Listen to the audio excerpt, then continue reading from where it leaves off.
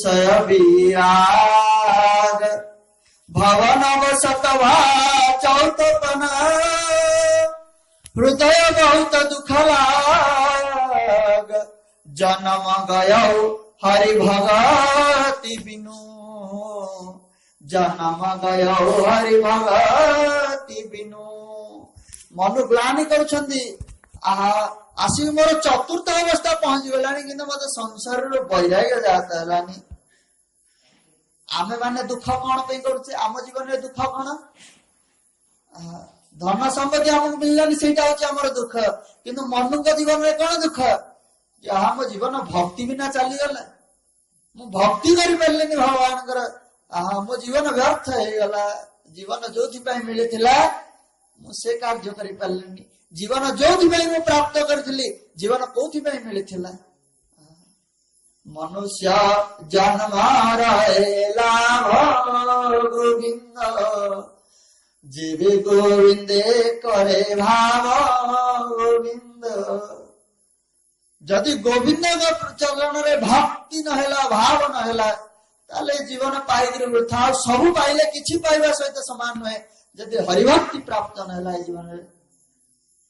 भक्ति स्वतंत्र सकल गुण खानी बिनु सत्संग न पावहि प्राणी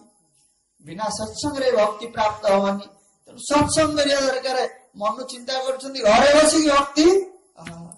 मोर प्रागट हैलानी तेणु मु सत्संग करिया को संत मान को पाखु जीवी तीर्थ को चली जी देखो ये आम धर्मशास्त्र रे चारि आश्रम कथा वर्णना करा जायछि कौन कौन ब्रह्मचर्य गृहस्थ वानप्रस्थ और सन्यास जीवन को चारि भाग रे विभक्त कर दवा दरकार जीवन आयु को चारि भाग कर दवा दरकार मनुष्य आयु वर्तमान केते वर्ष 120 के बंचु कलिजुगर मनुष्य आयु 100 वर्ष धरा जाए 120 भी निया जाए किंतु 100 वर्ष भी हुआ जाए तो 100 वर्ष को 4 भाग कर दियो केते भाग हला भाग रे 25 भाग रहला तेणु 25 होची ब्रह्मचर्य पे 25 होची गृहस्थ पे 25 होची वानप्रस्थ पे आ 25 होची सन्यास पे किंतु हमें कोन करले ब्रह्मचर्य जीवन भी एथि में कले कि हमें भल पढ़ी लिखी गिरी भल चाकरी कले घर हमर भल चलियो गृहस्थ पाई ही ब्रह्मचर्य का हम प्रयोग कले गृहस्थ तो 25 वर्ष गला वानप्रस्थ जीवन में आसिलानी यदि 25 वर्ष गला ब्रह्मचर्य 25 वर्ष आला गृहस्थ मिसी गला 50 वर्ष तापरे 50 वर्ष संख्या केते एका वन के नहीं 50 पर 51 टी हां ये कौन बतौची कहले 50 पर 50 पर्यंत गृहस्थ धर्म थिला एबे 51 माने एका हेकरी वन को जाओ भक्त भगवान की या पर जेते संख्या सब वन लागि तले एकुटिया हेकरी वन को जो धर्म पत्नी साथरे दिले से कोन कहबे से कहबेनी मते काई छाडी जाउछ कि नहीं सेति भाई भागवत कहला पत्नी पुत्र निवेशी पत्नी पासे गोविंद अथवा चढ़ीव सन्यासे गोविंद पुत्र को पत्नी पाखे रह मोर काम दिला जी सब मु चलैली एबे तमर कार्य तमर निर्वाह वर्तमान पुत्र द्वारा हम पुत्र को पत्नी पाखे रखी देगी मार सेवा करथुबु मु एबे चलली जंगल को आ जदि स्त्री कह ना ना मु को पिला छुआ जाने मु तो तम हाथ धरती तमरी सांगरे जीवी ताले शास्त्र कहूची अथवा चढ़ीव सन्यास अथवा 2 जण आगे साथी हेकरी तपस्या करिया को जीव जदि न गल या पर संख्या कोन आसियो 60 61 62 63 60 माने मूर्ख तले पर्यंत घरे पड़ी तू तपस्या करियार नहीं तोर जीवन उद्धार की चेष्टा करियार नहीं आपर जदि भी बुद्धि आसला हरी भगवत कृपा आम भजन मार्ग लगी गले तापर संख्या आसी कौन 70 71 72 बोलो हरि हरि संसार रो जीवतरी बोलो भक्तवत्सल भगवान की। किंतु आमे कौन करुचे आमे को बयसर सीमा को रखुने से घर द्वारा आमे छाड़ी कुआड़े जीवनी गृह व्रत नहीं जाइछु। व्रत जानछन्ती नहीं व्रत आज मोर अमुक व्रत आज यही नियम सेमती आमे गोटे गृह व्रत नहीं जाइछे जहाँ भी है जाऊ केते महात्मा सी केते कण बुझाते आमे घर छाड़िबु आमे एते कष्ट रे घर तैयारी करछु आमे छाड़िबु मोह ये होछ। तो कहवार तात्पर्य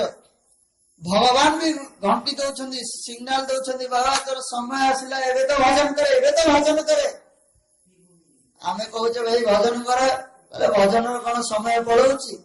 आसिले समय बुढ़ा बेल को भजन करिए करिष्यामि करिष्यामि करिष्यामि चिन्तयेत् मरिष्यामि मरिष्यामि मरिष्यामि इति स्मृतः। भजन करिवी करिवी करिवी कहिगिरी आमे भूली जाउछु जे मरिवी मरिवी बोली को मुहूर्त रे हमर प्राण चली जियो ठीक ठिकाना नहीं किंतु भजन को आमे पछरे रखिछे और समय आसले भजन शेष बेलू करिया नै। भागवत कहूची पिला प्रहलाद बताउछन असुर बालक मानु कहले अपेक्षा करनी भजन पई आउ सब काम पे तो अपेक्षा करिवो किंतु भजन जो मन में आसी से मुहूर्त करदेवा दरकार कोटि त्यक्ता हरि भजेत बालक मोर बोलकर बेले हूँ गोविंद सुमर एबे ठारू ही भगवान भजन करिया दरकार। भगवान देखेले गले बाबा चुट्टी पाची गलानी तो बुढ़ा है गलुनी भजन करे तो जीवा समय आसलानी आमे कौन कले साइंस कला एठी तो कर नथिबा हम से बटे सब कला कर दउछन कहले आमे से गुडा मानिबोनी आखी की देखा गलानी आ तथापि मध्य आमे सुनिलेनी दांत धीरे धीरे खसी गला कहले बहुत संसार स्वाद ने भजन रे स्वाद ने तथापि आमे सुनलेनी आजकल प्लास्टिक दांत भी लई गला कान को भी आ सुविला नहीं गला बहुत संसार कथा सुनिलु एबे हृदय आनी के टिए सुनी भीतर कथा को सुनी तो आत्मा कौन चाहूची किंतु आमे सबुतिर उपाय खोज देले भजन आमे कले ये संसार हमर जीवन एमती वृथा रे चालुची मरण देखु थाई डोळे गोविंद खेलाई पुणी माया भोले गोविंद आयुष क्षय न जानती गोविंद विषय अर्थ नित्य चिंती गोविंद नीति नीति विषय चिंता करिक आयुष केते हमर सरी जाउची केते बेले आखि बंद हो प्राण चली जो से कथा चिंता नहीं किंतु विषय भोगरे हमें मातुचे ए आत्म ज्ञानी कर सार संसार जन उपकार सहस्र सहस्र प्रकारे जे प्रश्न छिए संसारे अनेक प्रश्न अच्छी संसार किंतु आत्मकल्याण प्रश्न करिया दरकार जे मोर आत्म उद्धार केमती हम तेणु मनु चिंता करछंती जे भगति जन्म गयरु हरि भगति बिनु मो जन्म भगवान कर भक्ति न करिक चली गला